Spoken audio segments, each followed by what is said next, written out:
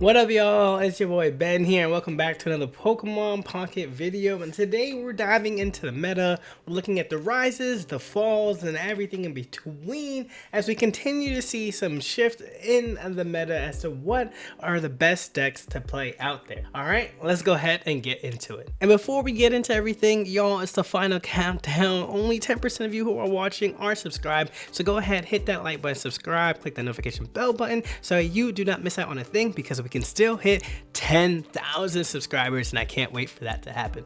All right, with that out of the way, let's get into it. Once again, shout out to Ursi Day for hosting this huge tournament. This time we had 1,900 or 1,940 players, which is awesome to see. And this is, funnily enough, Mewtwo had enough. It said whatever it had to say, because it's now back on top. I think people are getting used to the new cards, used to the new set, and trying to figure out different innovations of what they actually just feel comfortable with. And it really feels like the Pikachu and the Mewtwo decks are people's comfort zones. So in here we have the Jinx. That's what's different. Usually in the slot we've seen the Kangaskhan, we've seen some people like to throw the promo Mewtwo in here, and more than recently, people have been using the Mew EX as a way of dealing with the mirror matches with the Mewtwo EX, and then you kind of like in a stalemate. Some folks throw in blue in there so that way they don't lose immediately and maybe get a clap back. This Jinx, well, this deck in general, went 13-1-1. Mewtwo overall in this tournament had a 13.61% of the meta share, boasting over 260 decks, 264 to be exact. But this deck reigned supreme, really using Jinx as a 1-point prize Pokemon that can deal upwards of 90 damage. I'm thinking of Mew EX specifically because they usually have that at least 3 for genome hacking. But the beautiful part about this is because it's basic, it's only worth 1 point. It's not an EX mon. And then you still have your normal standards, Gardevoir, Mewtwo EX lines. You have your Leaf in there to pull out just in case, and of course the Mythical Slab to like draw your Psychic types, which has been hugely consistent for this deck. Coming in second was Trucob with this Pikachu deck. Pikachu actually had the biggest meta share in the game if we combine all of the variations of them. By combining all of them together, they actually had an 18% meta share, 9% going to the Pikachu and Sebstrika build, whereas another 8% looks to build out the Raichu, and then like the last 1 or 2% is looking at just Pikachu, just Zapdos, and Electrode. The reason why I think this one is more popular because we're seeing a new third pillar in the deck that we're about to talk next come out, and therefore Zebstrika is able to clear the bench of opponents, so that way they're not setting up their things like their Ralts, they're not setting up their Growlers or their Charmanders, they're not setting up their Magikarps, really taking away those extra components, those extra chances of power for the opponent is huge for the Pikachu to keep up with the output that the other decks are doing. You have the Dedenne, and you'd be surprised how often that Paralyze, buying yourself 1 more turn, really comes in handy. And as we mentioned before, the other second highest concentration of Pikachu decks are the Raichu variations, again opting to build up this Raichu to take clear, especially with the Giovanni here, a lot of the meta threats. It is interesting to note though that like Raichu, even powered up with the Giovanni, does not one-shot Gyarados EX, which can be scary for you. So you're looking at things like Electabuzz, who can do some damage in the back before the Gyarados EX comes out and starts really one-shotting everything else that's in this deck. Alright, as I've shared, here is the third pillar now.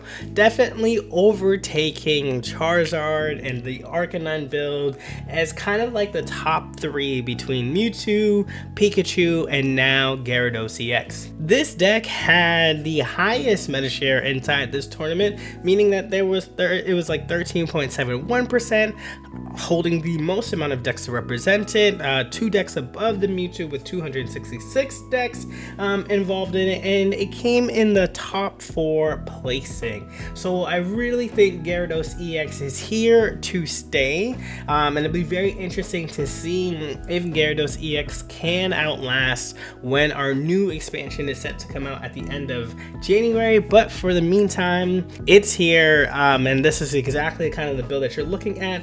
You have your Druddigons out in the front. You have your Greninjas who are able to deal damage to those who are attacking the Druddigons, all again to make sure everything is fully in range for this Gyarados EX to completely one-shot. With that high HP of 180, Gyarados is really hard to deal with if you're not setting yourself up to take out the Magikarp earlier on in the game, or just dealing damage and clearing out the Druddigons or the Greninjas before either the Misty flips or they get that 4 energy on the Gyarados. But now people are starting to cook, and what I mean by cook, grass is getting elevated, but not in the same way that we thought. We had a lot of hype around Celebi EX and Superior, and it's still not making those top finishes, but we're seeing a different variation of Executor EX standing up, and it's kind of one of those things where, like, if you want to play Celebi EX, you should be running the eggs, because even in this deck right here that had a high performance rate, is featuring the Executor build because of that early damage and that high health that you can consistently depend upon, right? So with Executor EX here only needing 1 energy to attack, whether you go with your basic or with your EX, you can comfortably set up your Celebi in the back or your Mew EX in the back and build up. While this line does not have Superior, you are dealing enough damage with Executor EX to lower folks down to really knock Celebi out.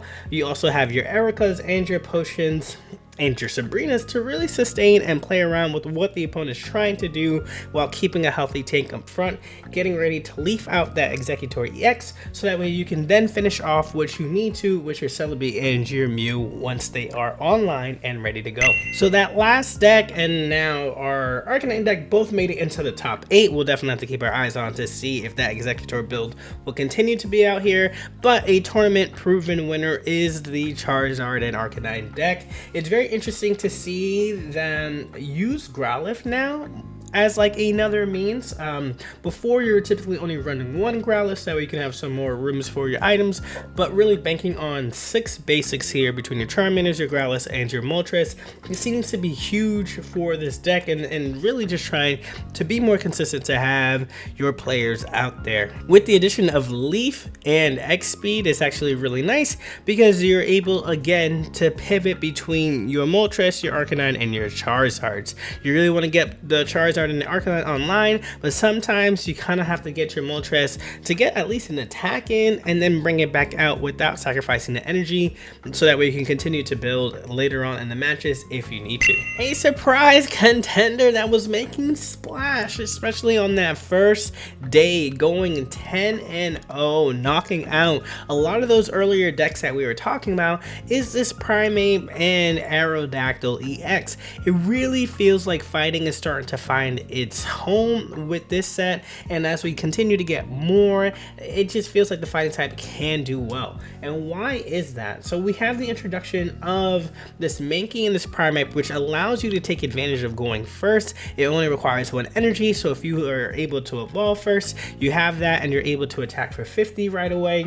And it punishes the other decks because that early pressure is on and moving. When you have things like Marshadow, which deals 100 damage back once your Primeape goes down, your Primeape has been dealing enough damage where that 100 damage is more than enough to take out those EXs that they put up front. Aerodactyl EX, if you can get this to draw earlier on in the game, really stops what your opponent's trying to do. And while you can say yes, they can just build in the back, it can be a little tough for them, especially if you're using things like Sabrina to slow them down. But I really do believe the MVP of the fighting decks in this meta right now is Hitmonlee. In this era of let's put up Mew UX, let's put up Druddigon, let's put up Moltres, everyone's trying to set up that back line, so kicking them in the face with the Hitmonlee doing 30 damage for only 1 energy is really smooth. This deck has definitely fallen in favor of the popularity, only running a 5% meta share in like that largest tournament where folks are really taking this seriously and they're saying, well, Celebi is not enough. But like we said before, if you're going to play Celebi, like this is like the game style that you like the coin flips, you like the superior, you like all these things, you need to run your eggs, right? Like this build here allows you to have a tank in case your other mons aren't there and aren't ready yet. If you're not able to draw your lines, at least you're able to do that consistent damage and get that online while also not being frail. That 130 HP is still not a lot, especially against an Arcanine, against a Mewtwo, against a Gyarados, like, right? Like, all the other threats that are now on top are able to take out the Celebi X, why even the Raichu or the Zapdos can take out the Celebi with no issues really as well too, so you kind of want more HP up front before you start dealing your damage. Speaking of things that have fallen, my oh my, the Golem deck has gone down. And while, yes, a good player can make anything feel great or outstanding, however, this has really plummeted since it had its heyday in the sun of being able to win a tournament like this. But now it's just not putting up those results again. I think that part of the issues is that it's really all in on the Golem, and you need 4 cards to pull off your combo. A lot often, or like more times than not, if your draws are aligned, you can pull it, and when you do, it does feel powerful. But the consistency of being able to pull it, or to be able to also like set up another like mon that's ready to go and online and deal damage if the Golem gets taken out, like that's where the deck starts to build down. So we're starting to see, while folks believe in this deck, it's not performing like we saw. Another fighting type that's in the fray right now is this like concoction of like just good cards, and fighting types definitely feel that way. You have your Hitmonlee that attacks the back, you have your Marshall that does 100, you have inclusions of the Tauros here to deal with those high pressure EX mons with being able to attack for 120. You have your Mew EX here for the genome hacking, and then you have your Aerodactyl to help block evolutions. So this is just kind of like a huge pot of like, well, these effects feel good, I can play them in the deck, let's see how they do. And you know, this is probably one of the more harder decks to play around with because there's a lot of things that you have to think about. When like, what's up front, what do I take back, how do I retreat, because we have 2 XPs and 2 leaves, but you can master that. This definitely has a lot of lines and can compete with the best of them. Interestingly enough, Blaine is saying I have not gone anywhere. They were able to go 8-2 this deck right here inside this tournament, and when things align, when we talk about putting out that early pressure, this Blaine aggro deck is usually one of the best ones at it, right? Just for 2 energy, you can deal upwards of 130 damage with the new Rapidash. If you get the heads, you know, if you get heads twice, you're dealing 40, and then the 130, that's 170, which could, you know, essentially deal with a lot of other mons that like you can't really take that in there. And then you have your Ninetales here who can also deal 120 with the Blaine. The Giovanni's in here to continue to stack up that excuse me, that damage as well too. Try to make that consistent.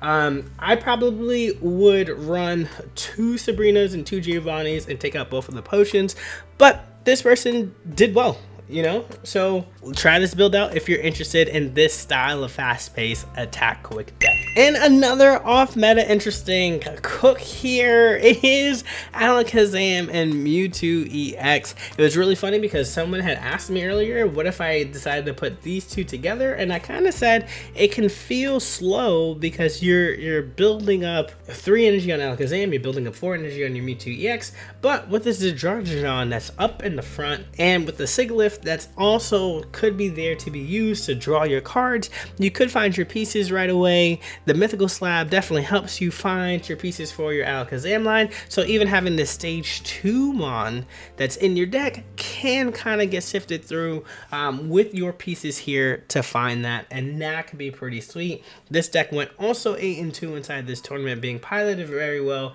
so I definitely think this is something that you have to kind of get used to seeing, knowing when to pivot, knowing when to attack with the Sigilyph and when to take it back and all those things, because you're not running potions here, so you don't want to give up those points right away. But if your Alakazam is online, you have a really good shot here to be dealing high damage to those meta threats. But yeah, y'all, let me know what y'all think. What decks are you running with? What decks are you surprised by or not surprised by as to like how things go? It's definitely interesting how we can sit here each week and just kind of see things play in and play out. Things are starting to get a little bit more settled, but as we've seen every single time and time again, folks are innovative, folks are creative, and folks continue to make brews that make big splashes on the scene. And I'm excited to be able to come back next week and just cover it all once again for you all. Until the next one, y'all. Peace.